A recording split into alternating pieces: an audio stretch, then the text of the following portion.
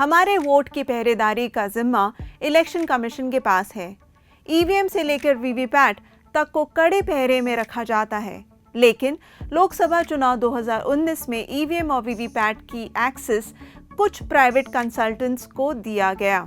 Election commission ने हमेशा यही कहा है कि चुनाव कराने में कभी किसी प्राइवेट कंपनी की मदद नहीं ली जाती, लेकिन क्विंट की पड़ताल में पता चला है कि ये सच नहीं है।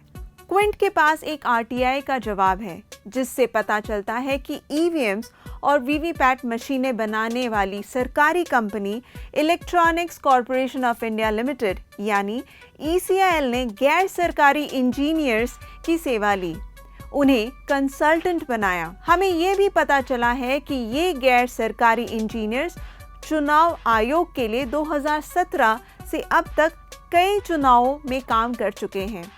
इतना ही नहीं, इन लोगों ने 2019 लोकसभा इलेक्शन में भी काम किया। इन्हें जिस काम में लगाया गया था वो भी काफ़ी सेंसिटिव था। इनका काम था ईवीएम्स और वीवीपैट्स को चेक और मेंटेन करना। ये लोग फर्स्ट लेवल चेकिंग से लेकर काउंटिंग डे तक की प्रक्रिया से जुड़े रहे। इसका मतलब ये है कि गैर सरकारी इंजीनियर्स की पहुंच पूरे चुनाव के दौरान ईवीएम तक थी। ईसीआईएल ने मुंबई के TNM services consulting private limited से इन प्राइवेट इंजीनियर्स को इलेक्शन कमीशन के लिए हायर किया था। ताज्जुब की बात यह है कि जब हमने इसकी जानकारी इलेक्शन कमीशन से मांगी तो उसने जवाब दिया, और मैं उसको कोट कर रही हूँ, बेल और ईसीआईएल ने किसी प्राइवेट कंपनी से इंजीनियर्स प्रोवाइड नहीं कराया। साफ है कि इलेक्शन कमीशन ने जानकारी छुपाई है और जनता को गुमराह किया है। सवाल है क्यों? दरअसल अमित आहलूवालिया नाम के वकील ने एक आरटीआई के जरिए ईसीआईएल से पूछा था कि क्या 2017 उत्तराखंड असेंबली इलेक्शन में किसी प्राइवेट इंजीनियर को लगाया गया था। ईसीआईएल ने आरटीआई में जवाब दिया, ईसीआईएल ने authorised man power supply TNM services consulting private limited से इंजीनियर्स की सेवा ली थी। ईसीआईएल ने यह भी कंफर्म किया कि करीब 50 प्राइवेट कंसल्टिंग इंजीनियर्स को 2017 के उत्तराखंड असेंबली इलेक्शंस के समय ईवीएम चेक करने के काम के लिए लगाया गया था। इस काम के लिए ईसीआईएल ने सिर्फ अपने 8 रेगुलर एम्प्लॉइज लगाए थे। हमने उत्तराखंड असेंबली इलेक्शंस 2017 में काम करने वाले इन कंसल्टेंट इंजीनियर से बात की। इनमें से कुछ लोगों ने यह भी कंफर्म किया कि उन्होंने 2019 लोकसभा इलेक्शंस के लिए भी काम किया। इनका भी काम ईवीएम्स और वीवीपैट्स की चेकिंग और मेंटेनेंस का था, और ये काम काउंटिंग डे तक चला। यहाँ गौर करने लायक बात यह है कि इन प्राइवेट इंजीनियर्स के कामों में ईवीएम्स और वीवीपैट्स पर पार्टी सिंबल्स एंड कैंडिडेट्स के नाम अपलोड करना भी था। इस काम के लिए इन्हें चुनाव से 15 दिन पहले इन मशीनों की एक्सेस दी गई थी। क्या इन इंजीनियर्स की जांच इलेक्शन कमीशन ने की थी? हमें नहीं पता। क्या इन इंजीनियर्स को प्रोवाइड करने वाली कंपनी टीएनएम सर्विसेज कंसल्टिंग की चुनाव आयोग ने जांच की थी? हमें ये भी नहीं पता।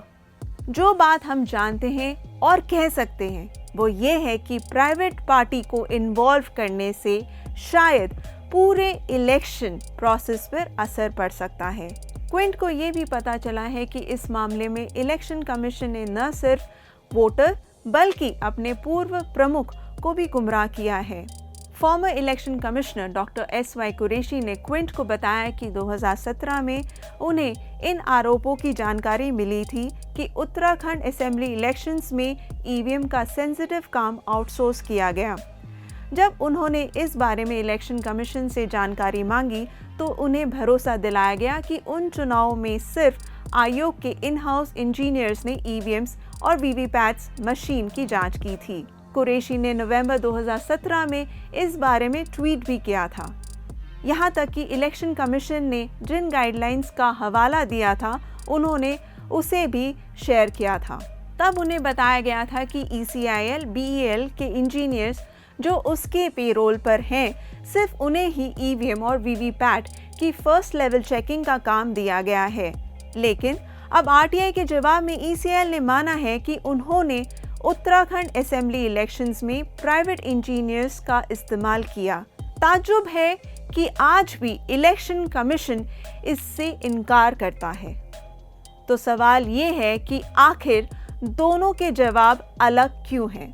ये कैसे हो सकता है कि इलेक्शन कमीशन को ये पता ही नहीं कि ECIL इंजीनियर्स के लिए प्राइवेट कंपनी की मदद ले रहा है या नहीं? नेशनल इंटरेस्ट में देश में साफ सुथरे चुनाव हो, इसके गारंटर के तौर पर इलेक्शन कमीशन को ये जानकारी होनी चाहिए और इससे जुड़ी हर जानकारी आपको यानी वोटर को उन्हें देनी भी चाहिए। ECIL और TNM सर्विसेज कंसल्टिंग ने अभी तक हमारे सवालों के जवाब नहीं दिए हैं। जवाब मिलने पर हम आपको भी बताएंगे।